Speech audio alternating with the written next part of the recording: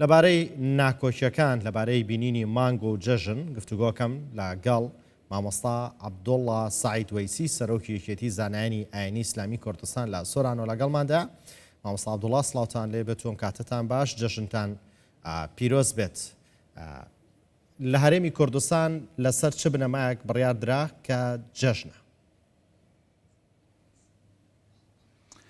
بەنای خۆی گەور و میهرەبان، سڵاو لە جەنابت و لە بینەرانی کوردستان 24 جەژنی هەموو لایەکیش پیرۆز بێت. خوای پەروەردیگار ئەم جەژنە پیرۆزە بکاتە مایە خێر و خۆشی و ئاسوودەیی بۆ هەموو لایەکمان. طبعا کۆمەڵێک بنەمای فقهی و شەرعی هەبووە کە لێژنەی باڵای بینینی مانگ پشتی پێبەستووە بۆ ئەوەی بڕیار لەسەر یەکەم ڕۆژی جەژنی ڕەمەزانی پیرۆز بدرێ. خاڵی یەکەم ئێمە بابەتێکمان هەیە لە فقی ئیسلامی پێی دەگوترێت سیاسەی شەرعی. سیاسی شەرعی بابەتێکە لەو بابەتانی کەوا لە فقی ئیسلامی زۆر بایەخی پێ ئەدرێ و کۆمەڵێک دەسەڵات لە تاک ستێنرایتەوە دراوە بە دەسەڵات، یعنی دەسەڵات بڕیاردانی یەکلاکەرەوەی لەسەر ئەم پرسانە ئەبێت. یەک لەو پرسانەی کە لە ڕووی سیاسی شەرعیەوە تەعاملی لەگەڵەکرێ دەستنیشانکردنی سەرەتا و کۆتایی مانجی ڕەمەزانی پیرۆزە، کە سەرەتا و کۆتایی مانجی ڕەمەزانی پیرۆز لە دەسەڵاتی تاک نییە، پێویستە سڵتە و دەسەڵات ئەم بڕیارەی لێ بدا. ئەو حکوومەتی هەرێمی کوردستانیش بە پێی یاسا ئەم دەسەڵاتی بە لێژنەی باڵای بینینی مانگ سپاردووە. خاڵی دووەم لە ڕووی فقهیەوە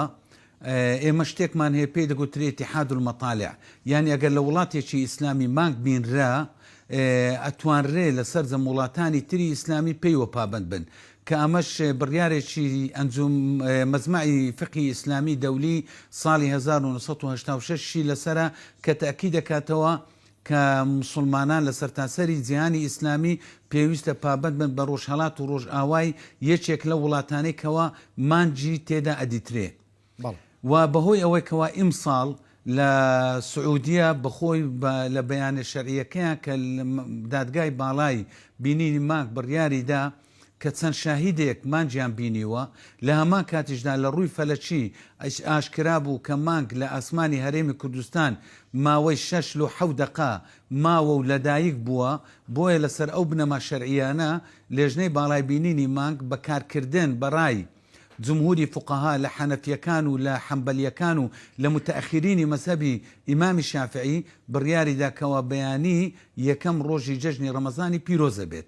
خاڵی سێەم ئێمە قاعدەیەکی ئوسولیمان هەیە لە فقی ئیسلامی کە کاری لەسەرەکەین، پێمان دەڵێ حکم الحاکم یەرفع الخلاف، یعنی کاتێک لەسەر پرسێکی شەرعی کێشە دروستە بێ هەردوو لاش بەڵگە و تێڕوانینی خۆیان هەیە، بڕیاری سوڵتا یان بڕیاری دەسەڵات یەکلاکەرەوەیە، جا بڕیاری قازی بێوەیە بڕیاری حاکم بێ یەکلاکەرەوەیە لە دەستنیشانکردنی و حکمە شەرعیەکە. ئێمە فەرمایشتێکی پێغەمبەرمان هەیە صلی الله تعالی علیه وسلم کە فەرمی صوموا لرؤيته وافطروا لرؤيته، دەڵێ ببینینی مانگ بە ڕۆژوو بن و ببینینی مانج ڕۆژوەکانتان بشتێنن لە کۆتایی ڕەمەزانە. لێرە قاعدەیەکمان هەیە لە فقی ئیسلامی پێی دەگوترێت عموم النص. پێغەمبەر صلی الله علیه وسلم نەیفەرمووە صوموا لرؤيته في أي بلد، بەڵکو عمومی ڕوئەتی مانگەکە لە هەر شوێنێک لە شوێنەکانی جیهانی ئیسلامی بدیترێ و دڵنیابی لە دیتنەکەی دەکرێتەوە پێیوە پابند بی. بۆیە پشتبەستن بەڕای زۆرینەی فقهایانی فقی ئیسلامی لە حەنەفی و حەمبەلی و لە متەئەخرینی شافعی، واروها پشتبەستن بەو دوو قاعدە ئوسولیە و بە عمومی حەدیثی پێغەمبەری صلی الله تعالی علیه وسلم لێژنەی باڵای بینینی مانگ لە هەرێمی کوردستان بڕیاریدا کەوا بەیانی یەکەم ڕۆژی جەژنی ڕەمەزانی پیرۆزە. مامۆستا لە ساڵانی ڕابردووە زۆرینەی ساڵەکان نەتوانین بڕین، ئەم ساڵی شەر پێش وەخت شیعە وتیان ڕۆژی دووشەممە جەژنە و هەموو کاتێک چاوەڕێیەکرێ کاتێک شیعە ڕۆژی جەژن دیاریە کات سنە دەیخاتە ڕۆژی پێشتر بێگومان، ناکرێت ڕۆژێک زیاتر بکرێت، چونکە پێما بێ لە مانگی عەرەبیا 31 نییە، تەنها 29 و 30 ڕۆژە. ئەم ساڵ ناکۆچیە کەوتە نێو ماڵی سنە، ئەمە چییە بۆ ئێستا سنەکان دابەش بوون بەسەر دوو بەرەدا؟ والله برای بەڕێزم پرسی دەستنیشانکردنی سەرەتا و کۆتایی ڕەمەزان هیچ پەیوەست نییە با کێشە و ململانە سیاسیەکان، دەکرێت پرسیارە ئاراستەی وان بکەن. ئێمە لە هەرێمی کوردستان بە پێی بنەما فقیەکان جولاینەوە، خۆشبەختانە لێژنەی باڵای بینینی مانگ کۆمەڵی خەڵکی شارەزای مامۆستا منە پێتان وانە هەم لە ڕوویانە سیاسیەکە دابشکاری سیاسیەکە کەوتۆتە نێو دینیشەوە، ئێستا کەوتۆتە نێو ئاینەوە سنەکان دابش بوون بەسەر دووبەرەیە هەم لێژنەی باڵای بینینی مانگ ئەگەر عفوون بکەیت هەم خەڵکی فەلەکناس و شارەزای تێدایە هەم لە بواری فقیشەوە ژمارەیەک ئەندامی ئەنجومەنی باڵای فتوای لە هەرێمی کوردستان و پسپۆڕانی فقی ئیسلامی تێدایە بۆیە ئێمە پشتمان بە بنەما شەرعیەکان بەستیوە هیچ پەیوەندیمان بە بڕیاری سیاسی و بە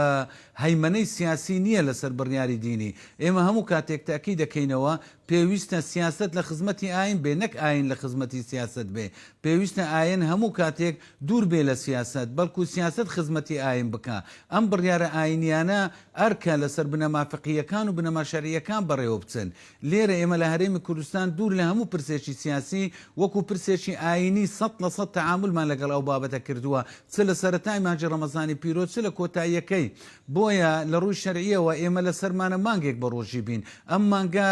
لە مانگە عەرەبیەکان چ 29 ڕۆژ بێ چ 30 ڕۆژ بێ خوای پەروەردیگار بەمەی گوتیە شەهر و ڕەمەضان مانگی ڕەمەزان تێدا بە ڕۆژی بن ئیمساڵ کە لە ڕووی فەلەچیە و لە ڕووی شەرعیەوە بەڵگەی شەرعی هەبوو زۆر ئاسایی ئێمە 29 ڕۆژ تێدا بە ڕۆژی بین بەڵام ئەو بارودۆخی کە لە بەغدا ڕوویداوە پەیوەستە بە خۆیان ئێمە هەرچەندە ڕاوێژ و گفتوگۆشمان لەگەڵکردن لە سەرەتای دەرچوونی بڕیارەکە بەڵام ئەوان خۆیان قناعەتیان بەو شێوەیە بوو بۆیە ئێمە تەداخلی بڕیاری ئاینی وان ناکەین ئەوان بە شێوەیەک بۆ خۆیان بڕیار دەدەن گرنگە ئەوەی ئێمە دڵنیاین ئەو بڕیارێکە لە هەرێمی کوردستان لێژنەی باڵای بینینی مانگ داویەتی بڕیارێکی شەرعیە 100% و پشت ئەستورە بە بەڵگە شەرعی و بەڵگە فقیەکان کە لە کتێبە فقیەکان ڕۆن کرایتەوە بۆیە ئێمە هەمومان لە هەرێمی کوردستان لە سنووری جوگرافی هەرێمی کوردستان بڕیاری جەژنی ڕەمەزانی پیرۆزمان داوە بەڵێ کەوا بێت مامۆستا هیچ کات هەرێمی کوردستان چاوەڕێی ئەوەی نەکردووە وڵاتێکی دیکە بڕیار لە جەژن بدات ئەنجا هەرێمی کوردستان بیکات بە جەژن نا بە بەڵگەی ئەوەی ئێمە استقلالیەتی دینی سەر بە خۆمان هەبوو لە وەزارەتی ئەوقاف و کاروباری ئاینی وەیە لە لەژنەی باڵای بینینی مانگ هەر لە سەرەتای ڕەمەزانیش ئەگەر بگەڕێینەوە سەرکاتی ڕاگەیاندنی سەرەتای مانگی ڕەمەزانی پیرۆز ئێمە چەند دقەیەک پێش بەغدا بڕیارماندا چونکە دڵنیا بوون لەوەی کەوە داخلی مانگی ڕەمەزانی پیرۆز بووین ئێمە یەکشت هەیە با جەنابت و بینەرانیش لێ ئاگادار بن هەرێمی کوردستان بەپێی یاسا بەپێی یاسا و دەستورکیانێکی ئیداری سەر بەخۆی هەیە ئێمە ڕاوێژ و گفتوگۆ و ڕاگۆڕینەوە لەگەڵ دەستگا و ناوەندە ئاینەکانی سەر تا سەری جیهانی ئیسلامی ئەەکەین چ لە وڵاتی سعودیە بیت چ لە وڵاتی مسر بیت چ لە ناو عێراق بێت چ مەجمەعی فقی ئیسلامی عراقی بێت دیوانی وەقفی سونی بی ڕاگۆڕینەوەیان لەگەڵەکەین و سوود لە ئەزمون و لە بیر و بۆچوونەکانی یەکتر وەرەگرین هەتا ئەمڕۆ ئێوارەش چەند سەعاتێک لەگەڵەوان لە پەیوەندیدا بووین و ڕاگۆڕینەوەمان هەبوو لەگەڵ یەک بەڵام لە کۆتاییەکەشیدا ئەو بڕیارە پەیوەستە بە بڕیارێکی ئاینی خۆمان بۆیە بە ڕاوەرگرتن یان بە سوود وەرگرتن لە ڕاگۆڕینەوە لەگەڵ هەموو ناوەندە ئاینەکانی جیهانی ئیسلامی ئێمە دڵنیا بووین لەوەی وگەیشتین بە قناعەت لێژنەکە گەیشت بە قناعەتکەوە بەیانی ئیمڕۆ ئەم شەو کۆتایی ڕەمەزان و بەیانی یەکەم ڕۆژی جەژنە بەڵێ مامۆستا عەبدوڵڵا هۆکاری ئەوە چییە کە لە نێو وڵاتانی مسلماندا بەردەوام لە دیاریکردنی یەکەم ڕۆژی جەژنی ڕەمەزانە ئەم خلافە هەیە ئەم جیاوازیە هەیە ئایا جوگرافیا هیچ کاریگەریکی لەسەر ئەمە هەیە لە وڵاتێک ببێتە جەژن لە وڵاتێک نەبێت چونکە مەبەستەکەین بۆچی باسی جوگرافیاکە ئەەکەم لە کاتی بەڕۆژوو بووندا لە وڵاتێک بە وڵاتێکی دیکە دیاریکردنی کاتی بەڕۆژوو بوون و ڕۆژوشکاندن بە وڵاتێکی دیکە بۆ ناوچەیەکی دیکە جیاوازە لەمانە هیچ جیاوازێک دروستەکایە دیاریکردنی یەکەم ڕۆژی جەژن بەڵێ من بەڕای خۆم دەکرێت هەندێک جار هەیمەنەی سیاسی کاریگەری هەبێ لەسەر دەرکردنی بڕیارێ لەو جۆرانە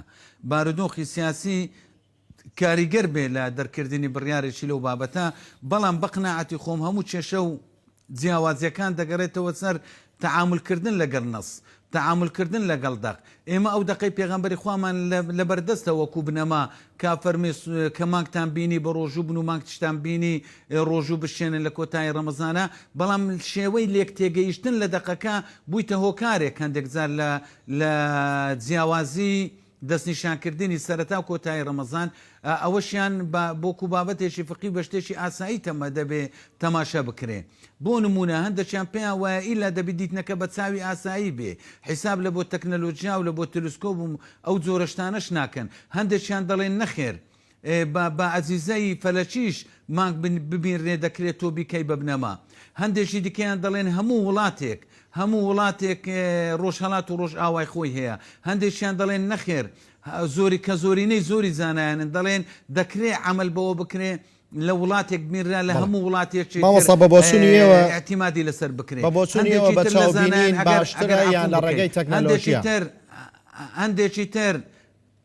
بەڵێ ئەگەر عفون بکەیت هەندێکی تر لە زانایان کە مەسەبی مای مالیکە دەڵێ ئەگەر لە ڕۆژ ئاوایەکەی بینرا دەکرێت عملی پێ بکرێت لە ڕۆژ هاڵاتەکەی عفون لە ڕۆژ هاڵاتەکەی بینرا دەکرێت عملی پێ بکەیت بە بینینی مانگەکە لە ڕۆژ ئاوایەکەی بینرا ناکرێت عملی پێ بکەیت بۆیە جیاوازی لە تێگەیشتنی قسەکانی پێغەمبەری خوا درودی خوای لەسەر بێ وای کردێکەوە لەو مەزاهیبی فقی کێشە و اختیلاف دروست بێ ئەم اختیلافش لە دێرین زەمانەوە هەبووە لە سەردەمی پێغەمبەری خوا صلی الله علیه وسلم جارێک لە زاران لە شاری مەدینە کرا بە جەژن بەڵام لە شام لە دیمەشق نەکرا بە جەژن و بە ڕەمەزانیش بوو شتێکی زۆر ئاسایش بوو بۆیە ئەم جیاوازیەکە لە تێگەیشتن لە دەقەکە نەک جیاوازیەک بی لە خۆفەرزکردن و هەیمەنێ خۆی بەڵام بە تێپەڕبوونی ڕۆژ هەندێک جار کاریگەری سیاسی یان کاریگەری بەرژەوەندی سیاسی کاریگەری هەبووە لە دەرکردنی ئەو جۆرە بڕیارانە بەڵێ مامۆستاگەر بە کورتی وەڵام بیتەوە سپاس دەکەم بە بۆچوونیەوە پشتبەستن بە چاو باشترە گرنگترە گونجاوترە یان بە تەکنەلۆژیا نا بەشێکی زۆر لە زانایانی فقی ئیسلامی بە تایبەتی مەزمعی فقی ئیسلامی کە لەو سەردەما یەکێکە لە مەزمع باوەڕ پێکراوەکان دەڵێ زۆر ئاساییە بە ئازیزەی تلسکۆبیش تۆ بتانی مانگ ببینی ئەم دیتنە دەڵێ دیتنی چاو لەوانەیە دیتنێکی ئاسایی نەبێ یان لەوانەیە چاوێک بۆ چاوێکی تر جیاوازی هەبێ ئەوان فتوایاندایە دەڵێن زۆر ئاساییە بە سوود لە تەکنۆلۆژیای نوێ بدیترێ بۆ دەستنیشانکردنی سەرەتا و کۆتایی ماجە ڕەمەزانی پیرۆز بۆ یەکێک لەو شتانێک کە ئێمە ئیمساڵ اعتیمادمان لەسەر کرد ئەو مەسەلەی تەکنۆلۆژیا بوو کە ئیسپات بوو لە ڕووی فەلەکیەوە مانگ داخەیە کۆتایی پێهات و مانگ لە مەحەقە ینی مانگێکی نوێ لەدایک بوو بۆیە مش کردمان بە بنەما بۆیە مەزمعی فقی ئیسلامی ئەو بڕیارێکە دەرکردووە دەبێ هەموو کاتێک تەکنەلۆجیا لە خزمەتی ئاین بەکاربێ بۆ ئەوەی بتوانین ئەرکە ئاینەکان بە شێوەیەکی ڕێک و پێک جێبەجێ بکەین بەڵێ مامۆستا عەبدوڵڵا سعیدوەسی سەرۆکێتی زانینی ئاینی ئیسلامی کوردستان لە سۆرانەوە لەگەڵماندا بوون زۆر سپاس بۆ ئێوە مامۆستا